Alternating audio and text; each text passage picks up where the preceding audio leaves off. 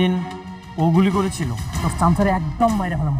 শোনো মেঘলা, এসব চা নাস্তার অফার নিজের লেভেলের মানুষকে দিও। বৃষ্টি, মুখ সামলে কথা বলো। বৃষ্টিকে ধমক দেওয়ার আগে তুমি তোমার লেভেলটা একটু চেক করে নাও। আমাদের ফ্যামিলি ম্যাটারে কথা বলার তুই কে? সালিমা বিল্ডার্স গ্রুপকে কিন্তু আমাদের কবজায় নিয়ে আসতেই হবে। কখন যেতে হবে? আজ রাতে। বাচ্চার মা খেলে হবে, বাচ্চার বাবাকেও খেতে দাও। কে সন্তানের বাবা? এই সন্তানের বাবা অন্য কেউ। ভাই আপনার আমার এরকম অপমান দিয়া সইলা যায় না। আপনারা বিশ্বাস আসসালামু আলাইকুম বন্ধুরা, সবাইকে স্বাগতম। আজকের ভিডিওতে আমরা আলোচনা করব গরিবের ঘরের রাজপুত্র নাটকের ৪১তম পর্ব নিয়ে। এই পর্বে গল্পে দেখা যায় আগের ঘটনার প্রভাব এখনও সবার জীবনে রয়ে গেছে। একদিকে পরিবারের মধ্যে ভুল বোঝাবুঝি, অন্যদিকে নতুন ষড়যন্ত্র, সব মিলিয়ে পরিস্থিতি আরও জটিল হয়ে উঠতে শুরু করে।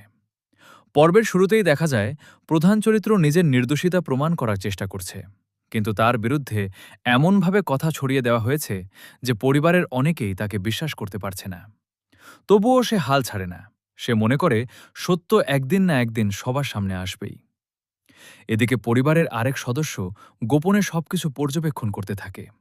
তার সন্দেহ হয় পুরো ঘটনার পেছনে অন্য কারো হাত রয়েছে। সত্য জানার জন্য সে নিজেই তদন্ত শুরু করে। অন্যদিকে যারা ষড়যন্ত্র করছে তারাও বুঝতে পারে যে তাদের পরিকল্পনা ফাঁস হয়ে যেতে পারে। তাই তারা আরও সতর্ক হয়ে নতুন পরিকল্পনা করতে শুরু করে। পরিবারের প্রবীণ সদস্য পরিস্থিতি শান্ত করার চেষ্টা করলেও কেউ কারো কথা শুনতে চায় না। ভুল বোঝাবুঝি এতটাই বেড়ে যায় যে সম্পর্ক ভাঙনের মুখে দাঁড়িয়ে যায়। ঠিক তখনই এমন একটি ঘটনা ঘটে যা পুরো গল্পকে নতুন মোড়ের দিকে নিয়ে যায়। বন্ধুরা, গল্প আরও জমে উঠতে শুরু করে। সত্যের খোঁজে প্রধান চরিত্র যখন একের পর এক প্রমাণ সংগ্রহ করতে থাকে, তখন তার বিরোধীরা ভয় পেয়ে যায়। তারা বুঝতে পারে আর বেশি দিন তাদের মিথ্যা টিকবে না। এদিকে পরিবারের একজন সদস্য হঠাৎ এমন কিছু তথ্য জানতে পারে যা এতদিন সবার অজানা ছিল। সেই তথ্য শুনে সে হতবাক হয়ে যায় এবং সিদ্ধান্ত নেয় আর চুপ করে থাকবে না। কিন্তু সত্য প্রকাশ করার আগেই তাকে নানা বাধার মুখে পড়তে হয়। অন্যদিকে যিনি এতদিন সবাইকে ভুল বুঝিয়েছেন, তিনি আবার নতুন একটি চাল দেন। পরিবারের সদস্যদের মধ্যে আরও বিভেদ সৃষ্টি করার চেষ্টা করেন, যাতে কেউ সত্যের কাছে পৌঁছাতে না পারে। কিছু সময়ের জন্য তার পরিকল্পনা। বন্ধুরা, গল্পের উত্তেজনা আরও বেড়ে যায়। যে প্রমাণের জন্য সবাই অপেক্ষা করছিল সেটি ধীরে ধীরে সামনে আসতে শুরু করে। এই খবর ছড়িয়ে পড়তেই পরিবারের সবাই এক জায়গায় জড়ো হয়। অনেকেই মনে করেন এবার হয়তো সব ভুল বোঝাবুঝির অবসান হবে। প্রধান চরিত্র শান্তভাবে নিজের বক্তব্য তুলে ধরে। সে জানায় এতদিন সে পরিবারের সম্মান রক্ষা করার জন্য অনেক সত্য লুকিয়ে রেখেছিল, কিন্তু এখন আর চুপ করে থাকলে অন্যায়েরই জয় হবে। তাই সে একে একে সব ঘটনা খুলে বলতে শুরু করে। অন্যদিকে যিনি এতদিন পর্দার আড়াল থেকে সবকিছু নিয়ন্ত্রণ করছিলেন, তিনি নিজের পরিকল্পনা ভেস্তে যেতে দেখে বিচলিত হয়ে পড়েন। পরিস্থিতি সামাল দিতে তিনি নতুন অজুহাত দাঁড় করানোর চেষ্টা করেন, কিন্তু এবার পরিবারের কয়েকজন সদস্য তার কথায় আর বিশ্বাস করেন না।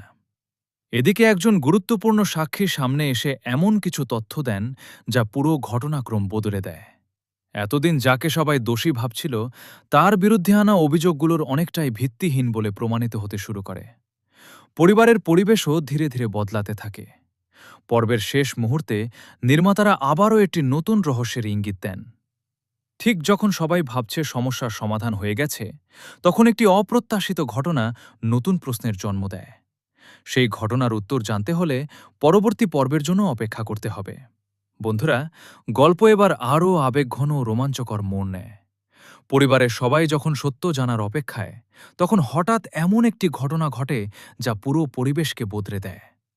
এতদিন যে মানুষটি নীরবে সবকিছু সহ্য করছিল, সে এবার নিজের সম্মান রক্ষার জন্য দৃঢ় অবস্থান নেয়। এদিকে পরিবারের প্রবীণ সদস্য সবাইকে শান্ত থাকার আহ্বান জানান। তিনি বলেন, কারও বিরুদ্ধে অভিযোগ তোলার আগে সত্য যাচাই করা উচিত। তার এই কথায় কয়েকজন নিজেদের ভুল বুঝতে শুরু করে এবং অতীতের আচরণের জন্য অনুশোচনা প্রকাশ করে। অন্যদিকে ষড়যন্ত্রকারীরা বুঝতে পারে যে তাদের পরিকল্পনা ধীরে ধীরে ব্যর্থ হচ্ছে।